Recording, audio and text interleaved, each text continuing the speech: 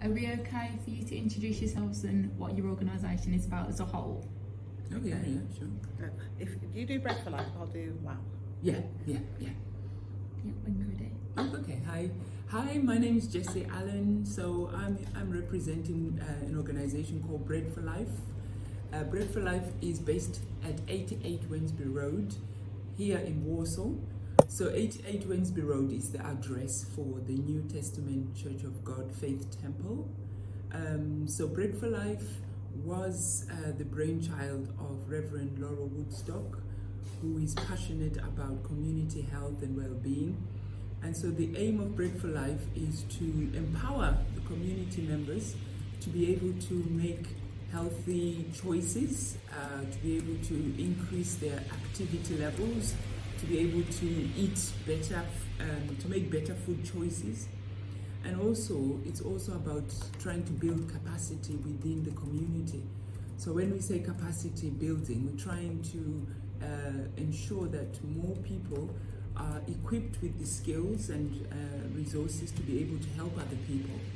So part of what's exciting that Bread for Life has done is Bread for Life has trained healthy weight coaches, and these are people who've been trained to have, those difficult conversations about weight with other people, because we realize that it is a very big issue, especially among people from the Black African, Black Caribbean background, and also especially women from the community.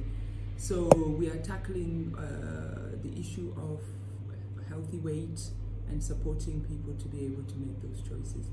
The other interesting and very exciting thing that Bread for Life has done is working to collect oral history stories from the people who have come to be known as the Windrush generation. And so these are men and women who migrated from the Caribbean or Africa to come and make Walsall their home in those decades that I've just mentioned.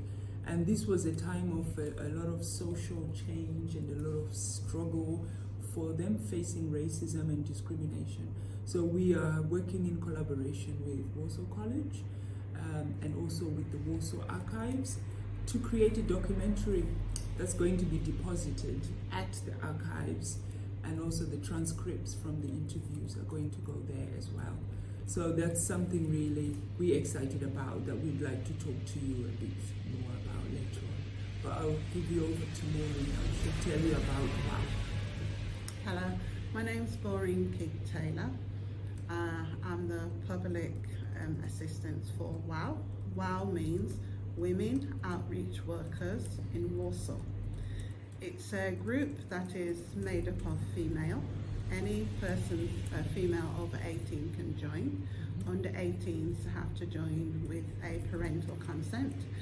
The idea behind WOW is to give women the opportunity to come together to share ideas, especially ideas on craft skills that have been lost, cooking skills that have been lost, especially in this day and age, talking about healthy eating and preparing food from scratch.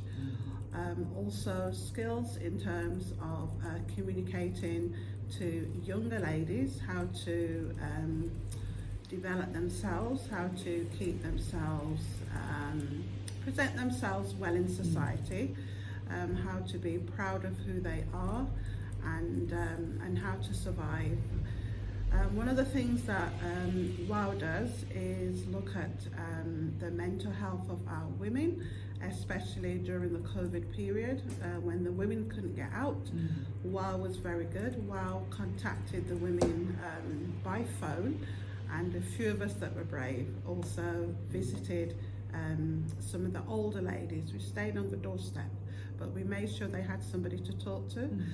A lot of the women in the Afro-Caribbean community are divorced or widowed, and they obviously don't have a partner, and women love to talk, and if they have nobody to talk to, it doesn't do them any good really. They get quite stressed. So one of the things we do is provide the avenue for that. We also go on day trips. A lot of the people, they don't drive because they are of a certain age, or they don't understand where to go. So we organise trips to places like stately homes or the seaside, where we go together, we stay together, we walk around together, we look at the different facilities that the area have. If we didn't do that, they would just be stuck in their houses or just stuck in Walsall and never know anything. Another thing we do is we train our members, and this includes the younger people as well, to use information technology. It is something that wasn't available to them when they were growing up.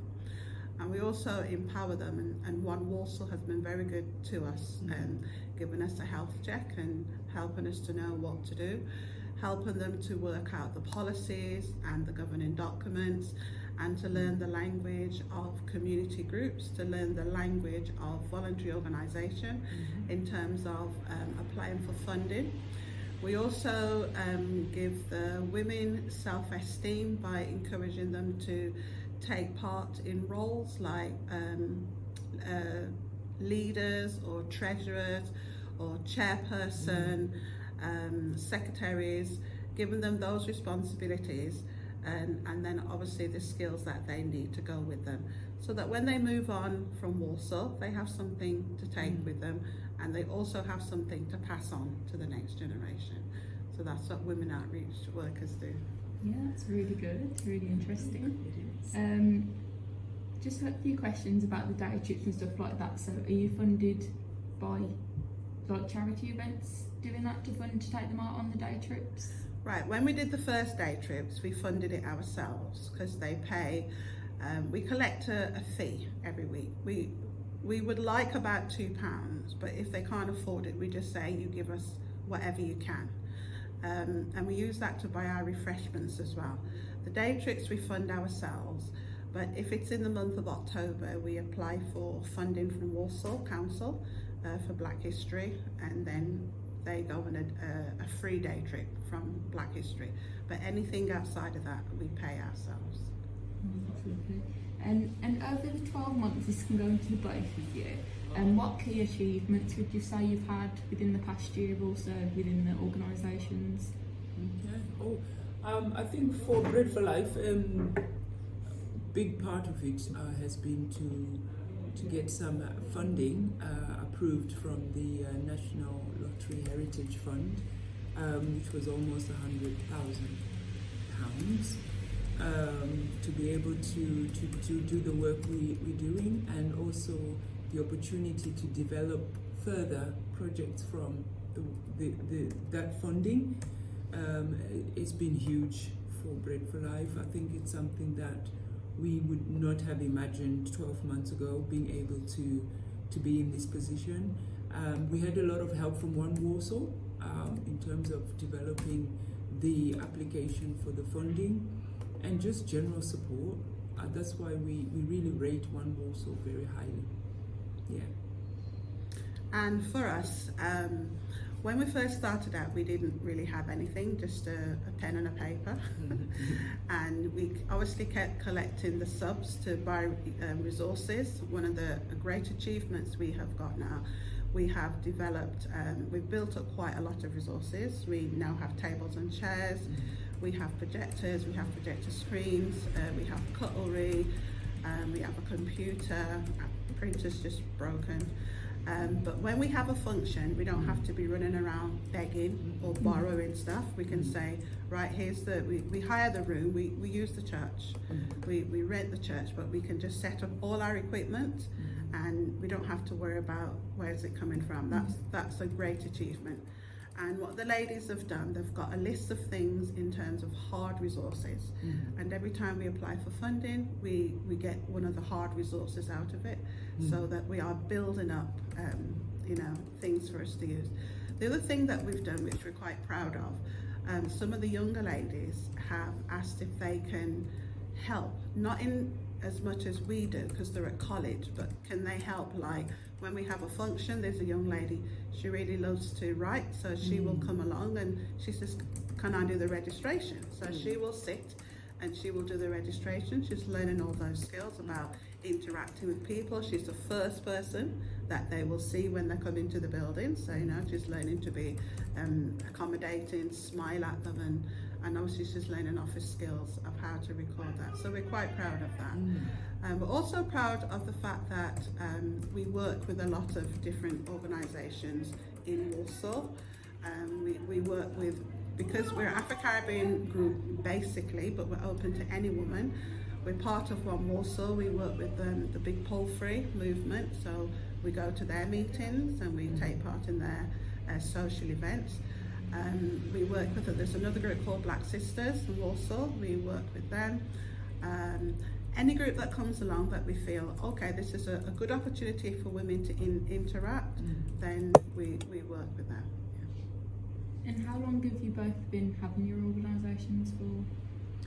So Bread for Life was established in late 2022. WOW started in March 2014, so it's quite a long while. Yeah, WOW has been going on. And what are your plans for the next 6 to 12 months? So for Bread for Life, the main thing is for us to deliver on this project that we are currently working on, and also delivering the next steps for the next ongoing projects that are going to jump off from this. And also we are aiming to have some full-time staff in place, and also a base that is going to be where we can then start to have some of those hard, physical resources that Maureen mentioned, because you need to have your own space in order to be able to gather your furniture. It's just like when you're starting out on your own, you want to get yourself your apartment or your flat, and then you get your furniture and you start putting it in there. So that's one thing that we're excited about in terms of growing Bread for Life, to actually have a base, have some staff resourcing the place, have someone meet and answer the phone, a receptionist. All of those things will help the organization to grow. So I think, in the next 6 to 12 months, I think we will be able to achieve that. For WOW, in the next 6 months, like Jessie said, one of the things that sort of hinder us at the moment, where we have a base at the church, but it's not always easy to access the church. So for example, you're on a student placement. We were offered a student placement, but we weren't able to take it up because we didn't have a base. A lot of us work voluntary, well, all of us work voluntary, and we work from home. So that is a bit of a stumbling block at the moment. But in the next, say, 6 months, a year, if we can get a base, that would be actually fantastic, because at the moment we're open once a week, but then we could open more times a week. So that is one of the things. The other thing we're really looking forward to is a lot of our older ladies, like I said, they're not very good with computers. And we've got all these geo books that you've got in front of you. Now, because everything nowadays is online, doctors is online, all the shops are closing, so you have to go online. Their grandchildren aren't always around to do things for them. They can use a mobile phone, but last year we were able to get some tablets, some tablets for them, because it's a bit bigger. So one of our big pushes is to get them to be competent online by themselves, not with one of us standing there doing press this, because they're afraid to press things. So just go for it, you're not going to break it. So if we can get them digitally aware and fully equipped, we'll be very happy. Is there any other comments in addition to what you said that you'd like to share with us today? Yes, we would really appreciate some support in publicity and also getting press releases for the work we're doing. With the local papers, we would appreciate as much publicity about the project that we are doing at the moment, because we are looking for contributors. We're looking for people who want to tell their stories of living in Walsall in the 1950s, 60s and 70s. So if you could give us some support with that, would be really much appreciated. But we thank the work that One Warsaw has done for us and the support that they give us. Just something else that I forgot to mention actually. Since our organisation has started, and we have started to partnership with other organisations in Warsaw, we have had quite a lot of resources like tables and display boards, envelopes, display banners, things that other organisations didn't want anymore and saved them being thrown in the bin. We've had them, so we've been able to utilise them. There is more we could have had if we had accommodation. I think it was last year or the year before, we used to use a unit in the Sadler Centre. One Walsall arranged that. We were able to use that, and that was fantastic, but that's been taken away. But yeah, we're just making sure that the women are not left out and they're not left on their own. They know where we are, they know that we'll support them as much as we can. And I think in this day and age, that's really important. Absolutely. Yeah, really good. Just going back to what you said about publicity. Yes. Except from Warsaw One, how else are you like publishing the project that you're working on, or making people aware of what you're looking for, people to tell their stories? So we're using our notice board at the church. We're also using the wider church platform in terms of WhatsApp groups within the church. We Individual social medias. Individual social media as well. Express and stuff. Yeah, and so we're hoping we should be putting out an advert before the end of this week in the Express and Star, just to call for people who want to tell their story to get in touch with us. We've designed the advert for it. Maureen's done a beautiful job of that, so that we can then get people in. They fill in a consent form that they're happy to be, filmed and photographed, and that they understand that their stories will be kept at the archives, or they'll be on social media, or they'll be in educational resources, or for commercial use.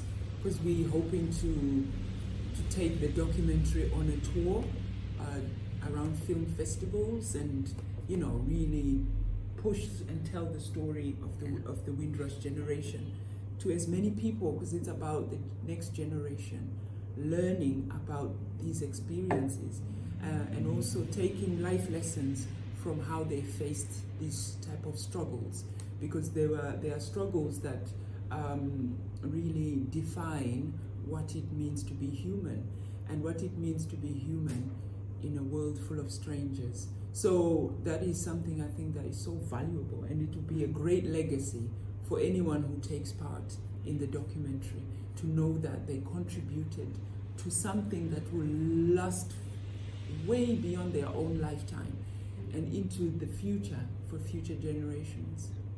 Yeah, and the one thing, because of the age of the people we're talking about, they are sadly dying out. We're looking at 70, 80, 90s. They're dying out, or because of dementia, they have forgotten what happened in the beginning. So we want to capture as much information, and also because we are quite excited about it, it's going to be a big project. We don't want people at the end of the day to say, I didn't know about it, nobody told me about it. So we want the publicity to be as wide as possible, to give everybody the same chance and access to take part if they want to. If they want to, yeah.